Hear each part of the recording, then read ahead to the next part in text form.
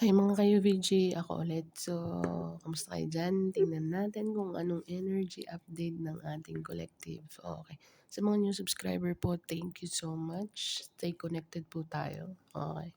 Sa mga returning subscriber, hello po guys. Kamusta kayo dyan? Thank you po sa suporta. Okay, sa mga hindi po mga resonate today, better luck next time po. Okay. Sa mga makaka-resonate, thank you po in advance. So, tingnan natin sa liking, sa comment, sa sharing. Thank you so much po. So, let's see kung anong energy update natin.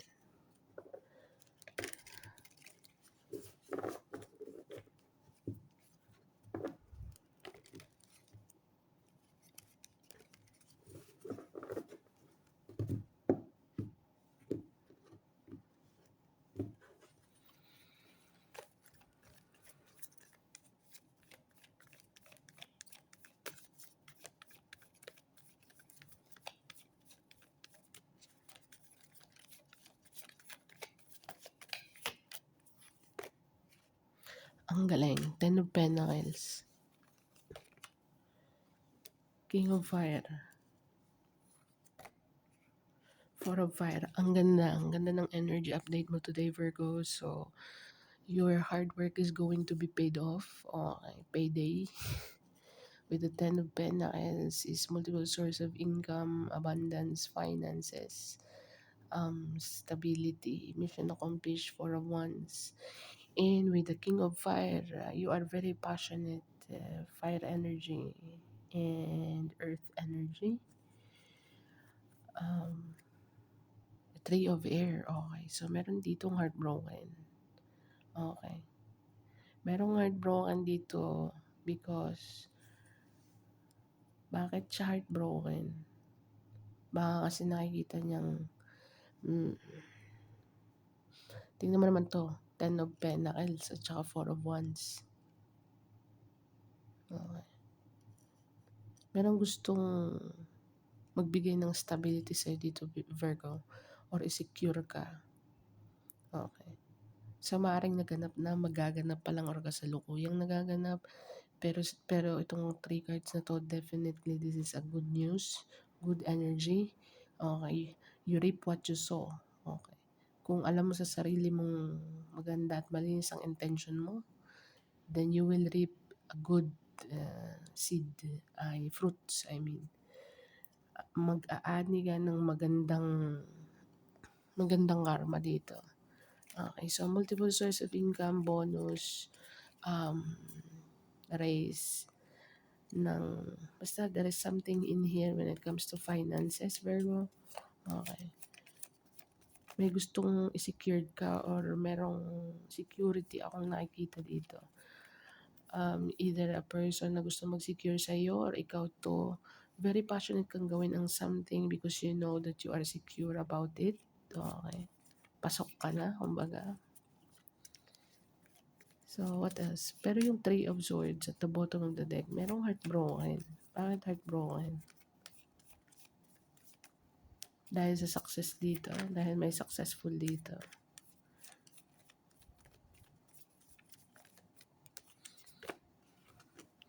Tower card, very unexpected. And the King of Air. Okay. So, merong unexpected conversation dito, Virgo. Okay. Ikaw, on the another hand, maybe nag-ooperate ka gamit ang heart, pero the another person is operating in the mind. Or maybe ikaw lang to in one person. Okay. Ini-embody mo ang character ng fire at saka air. Very unexpected, motivated kang gawin ng something specifically, or maybe pasok ka na, ang merong raise dito, Virgo, or promotion, or something level up. Ten of Pentacles at saka Four of Wands, very unexpected, okay. Gamit ang intellect at passion dito, Virgo. Pero with the Three of Swords, merong, di ko alam kung na-motivate kang gawin ang something specifically because of the heartbroken, because of the bigo. Kaya ibinlagay mo yung sarili mo sa finocus mo yung sarili mo sa finances instead of focusing somewhere else, okay, yun ang naging gasolina mo para you know what I mean, Virgo? And then, you reap what you sow. I mean, Four of Wands tsaka Ten of Pentacles. Ano pa bang masasabi ko dyan? Security, ano? Security of what? Ng ginawa mo. Kung ano yung tinanim mo, yun ang aanihin mo. Okay, you know what I mean? But with the Three of Swords, with the Seven of Water, Three of Swords tsaka Seven of Water at the bottom of the deck, twice. I mean, hindi twice. Merong sneaky dito. Be careful, Virgo, kasi out of jealousy ito. Kung makikita mo, Three of Swords at saka Seven of Swords, merong heartbroken dito kasi baka nakikita or baka nafe-feel ng person na to kung sino yung person na Seven of Swords tsaka Three of Swords.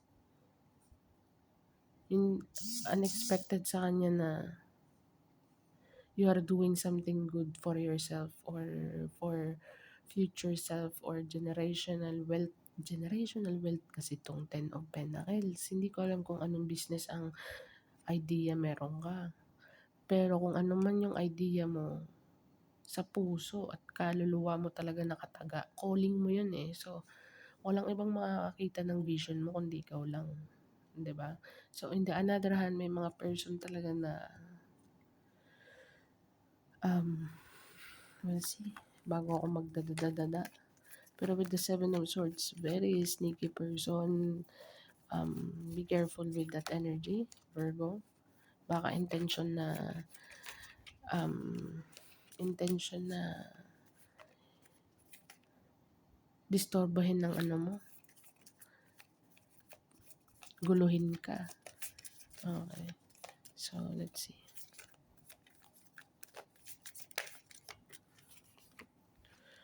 Seven of Fire. The High Priest. Ang Seven of Wands, as I said kanina, yung vision mo, hindi makikita ng iba yan. I mean, ikaw lang ang nakakaintindi.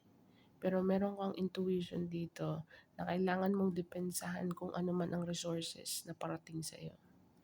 Okay. Kasi merong unexpected person with the Seven of Swords saka Three of Swords. May dalang bad energy.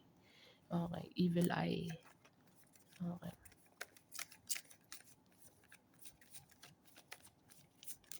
Baka ang gusto dito is disturbahin ng passion mo. Tsaka idea mo. So, with the Ace of Cups, Ace of Water, and the Queen of Earth. Wow, ang ganda ng energy mo, Virgo. Together with the Messenger of Water. So, meron kang communication coming in. Okay. There is someone admiring you. Merong nag-a-admire. May admirer ka dito, Virgo. At saka I think nafe-feel mo to. Kung sino man tong person na to, baka nakikita ka niya sa kung anong potential mo. Okay. Baka mag-offer ng security to. Bakit ko sinabing baka mag-offer? Kung ikaw ang Virgo na stable na itself dahil sa ginawa mo paghihirap, pagsusunog ng kilay, dumaan ka sa butas ng karayom, at kung nasaan ka man ngayon, ano man ang meron ka ngayon, deserve mo yun. Okay. Pero para sa mga Virgo na nasa proseso pa lang, there is someone here na gustong i-secure ka. Yun lang masasabi ko. And with the Messenger of Earth, ito ang Page of Cups ko. Page of Cups or Knight of Cups? No, Page of Cups. Okay. So, merong gustong mag-offer ng emotion dito, Virgo. New love, new emotion. Okay. With the High Priest, I think kailangan mo depensahan ng sarili mo or kailangan mo i-decipher kung ano ang intention ng person na to na papasok sa'yo. Hindi ko alam kung work department yan, friend department. Basta merong someone dito na nakikitaan ka ng potential kung anong capable kang gawin. Kasi nakikita kung paano ka mag-operate ng sitwasyon dito or mag-handle. Okay, so kung merong someone dito na watching you from afar, kailangan mong use your own discernment with the Seven of Fire. Kasi ikaw lang ang nakakakita ng vision mo dito. Ikaw lang ang nakakaramdam kung ano or sino specifically at ano ang pakay. Yun ang kailangan dito.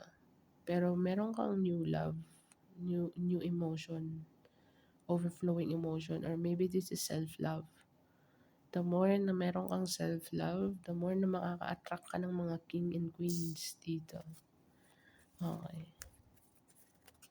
Ganda ng energy mo, Virgo. Pero meron kang 3 of Swords tsaka 7 of Swords kanina. So, pay attention. Okay. Basta alam mo sa sarili mo na pure ang intention mo and then you're good. Okay. Pero kung ikaw mismo ang nasa side ng 3 of Swords at saka 7 of Swords, don't do that, Virgo. Huwag mong gagawin yan. Pero kung ikaw ang Virgong gising na aware ka sa mga galawan ng nakapaikot sa'yo or mga gustong mag-connect sa'yo, na alam mo sa sarili mong pure ang intention mo, then congratulations. You will reap what you sow. Boomerang lang yan. Karma po ngayon is digital. So, with the Page of Water. Page of Water at saka Messenger. Knight of Cups to. Knight of Cups at saka Page of Water. Queen of Earth. Wow, ang ganda. Virgo, meron kang new beginning. Meron kang na-attract dito. New love. New love, new resources. Promotion as well. Promotion, raise, bonus. Merong gusto mag-offer ng emotion dito at the same time. Maybe co-worker or a boss figure or friends group na nasa authority figure. Okay, we are talking about king and queens here. Okay.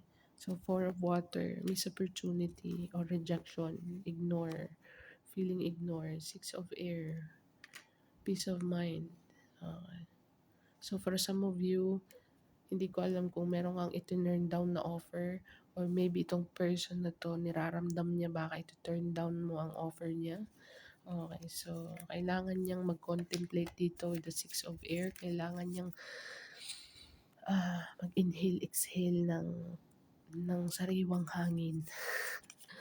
Okay, kasi nag-iisip na dito ng different scenario if rejection would be accepted or still pushing or ipupush pa rin kahit feeling rejected na. Okay. Pero I think this is all on the mind lang. Bakit ko nasabing on the mind lang? Kasi intuition. Okay. Yung intuition with the Ace of Cups, overflowing new love. Naghahanap to ng new love. Nakitaan ka ng potential dito at saka nakitaan na I think you are capable on doing something big. Creativity mo is to the max. Okay.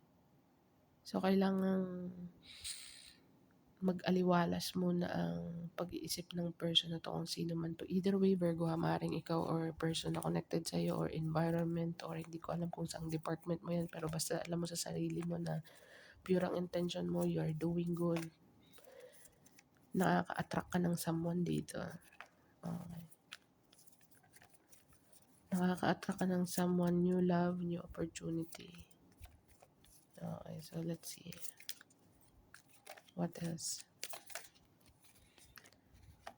Andito na yung 3 of Air. Okay, so parang napipicture na ng person na to. Merong nakaka-picture dito ng rejection. Okay. Coming from you or baka ikaw nakaka-feel ka ng rejection on something. So, kailangan mong linisin or mag-declutter or mag-practice ng inhale, exhale, let it go kung anong magiging result. Okay. So, feel niya yung sarili niya. I think hindi to used to it sa rejection. Hindi to sanay na ma-reject. Okay. So, binivisualize niya. Kasi kung makikita mo dito, 4 of Wands, 10 of Pentacles, King of Hearts, at saka King of Air. I mean, passion, intellect, package to package. So, iniisip ng person na to kung deserve niya ba. Okay, kung anong magiging reaction mo or masya-shock ka ba or i-reject mo ba. Either way 'to, Virgo. So, hindi ko alam kung sa mga hindi po makaka-resonate, better luck next time po, okay. What else? The Star card and the Six of Fire. Oh, sa nakikita ko dito, Virgo, dalawang senaryo. Yung sinabi ko kanina, maaaring bigo ka on something, tapos ginamit mo yung pagkabigo mo to create something beautiful, wonderful, um, avalanche of money and finances to. Not only in finances but in love. Okay. So, tinanggap mo yung pagkabigo. Once na tinanggap mo, inaccept mo, niyakap mo ng buong buo. Yung pagkatalo, rejection is protection, Virgo. Rejection is redirection. Yun ang isang senaryong nakikita ko dito. But ang second scenario dito is merong someone, okay, na kahit feeling rejected siya or na-visualize niyang i-reject mo, I think magpupush, itatry niyang i-push, okay, hanggang sa maging success dito or hanggang sa may mangyari sa gusto niyang mangyari with the Six of Fire. Six of Wands to, Star card. Maghihil siya or basta with the Star card, I think hoping and praying na maging successful ang kahit siguro pinapractice niya yung sarili niya. Once na ma-reject siya dito, I think try again. Four of Earth, holding on into something. Four of Earth is Four of Pentacles. Even though it hurts, still holding on. Ihil para lang makuha ang resulto. Okay. So, yun ang nakikita ko dito, Virgo. Queen of Air. Meron na tayong Couple card. Okay, so intellect ang labanan dito together with passion and emotion with the Ace of Cups. I think use your intuition dito, Virgo. Kailangan mo protektahan yung gut mo. Kailangan mo mag-cleanse or mag-fasting or healthy foods, prebiotic, something in that line. Okay, so makuha mo yung buong message. Okay, ng divine at source sa'yo. Kung ano step by step na gagawin mo. Okay, when it comes to this abundance, moon card, okay, something is hidden. You're not seeing the situation from what it is. But with the Seven of Earth, Seven of Pentacles, alam mong nag-invest ka na, alam mo sa sarili mo, as I said kanina, pure ang intention mo, nagtinanim ang aanihin, waiting for harvest. Meron ka lang hindi dito clear, meron kang namimisteryohan or merong namimisteryohan sa'yo. Either way lang. Okay. Moon card and Seven of Earth. Seven of Earth is waiting. The right time, the right opportunity, right place. Alam mong nag-invest ka na. Alam mo sa sarili mong nag-put ka na ng effort and you study, you tinanim mo, pinag-aralan mo, and there is something mystery here. Okay.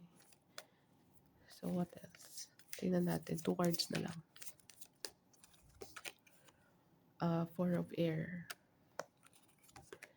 Praying and contemplating.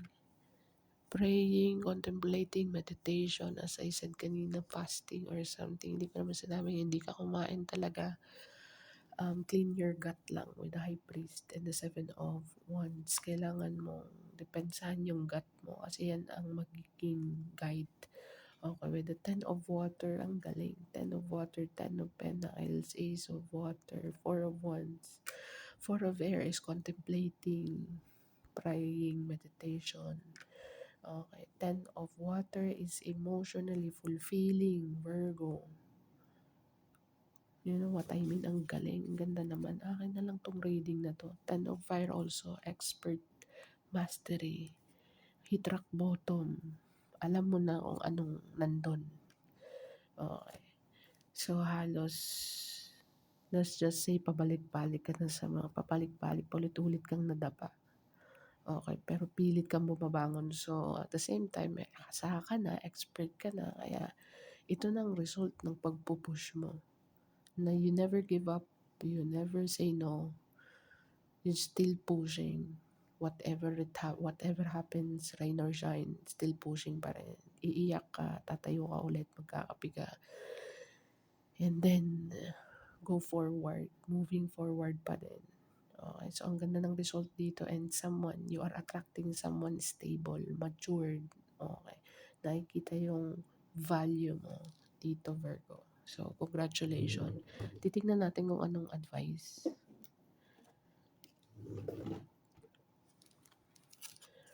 What is the advice for my Virgo gang? Ganda. Galing. Gusto ko siya. Yeesh. Ten of Pentas at saka Ten of Cups. Oof. What is the advice for my Virgo, please? So, take time to breathe out. As I said, with the Four of Wands, contemplate and meditate. Fast. Hindi ko sinabing hindi ka kumain for 24 hours. Mag-fast lang, konti lang. Prebiotics. Because what? A new start is coming, Virgo. It makes sense. Meron kang paparating. Okay. So, as I said, may misteryo dito with the moon card in the seven of earth. Basta alam mo sa sarili mo with the intuition card, you do the work. Okay. Alam mo, pure ang intention mo. Okay, ano to? A time to give rather than to take. Okay, now you are the taker. Okay, kung dati, before, you are a giver, give ka ng give, time, resources, uh, tawag niyan, effort, lahat, ikaw ang bigay ng bigay kahit na, as I said with the ten of fire, paulit-ulit. Ten of wands yan sa traditional tarot. So, ikaw naman ngayon, it's time to receive, Virgo. You deserve it. Time to receive here. It's time. Believe into the impossible. Okay. So, yung mga imposible, baka isipin mo, ay, imposible. Nandito pa rin ako sa kinalalagay. No. Be open, Virgo. Ikaw lang din ang magkikreate ng blockages ng blessings mo dito. Ang daming blessings na papasok. Kailangan mo mag-declutter, as I said. Meditate and contemplate. With the Ten of Cups and the Ten of Pentacles, Four of Wands. Wow, very unexpected, Virgo. Magkakaroon ka ng fire energy inside of you, ideas. Like, it's very overwhelming, nakakatakot ang pagbabago, but it is what it is. Kailangan mong sagupain. I mean, kailangan mong yakapin. Okay. Kung ano yung pagbabagong deserve mo. Okay. Adjustment is required sa pagbabago. Okay. So, huwag kang mag-alala, divinely guided ka naman. So, it is your destined. It is destined to happen. Just clean your gut intuition mo. Clear your path. Remove all the negative thoughts and you know what I mean? Believe into the impossible. Pag nakitang you are open to receive, doon mo mararamdaman na wow, nagte-take place na lahat ng mga gusto mong mangyari. So, tingnan natin kung anong ang advice. Ay, angel message number. Sana naman ay naririnig ako, no? Pasensya na medyo nagbubulong ako ng konti. Tingnan natin anong advice.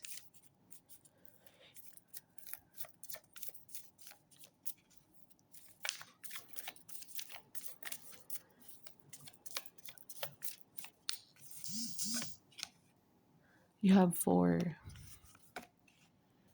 4, 10, 4, 10, 4, Virgo.